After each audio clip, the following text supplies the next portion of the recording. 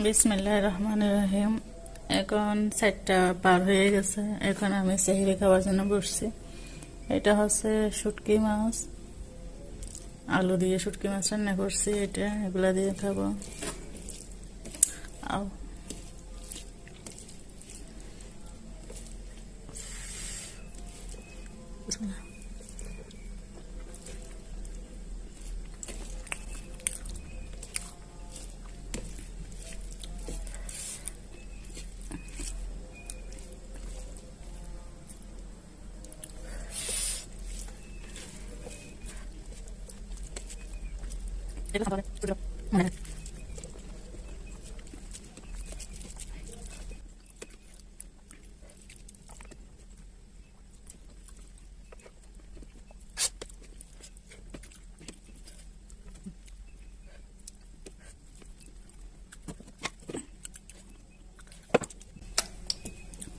এখন হাত ধোয়া শেষ।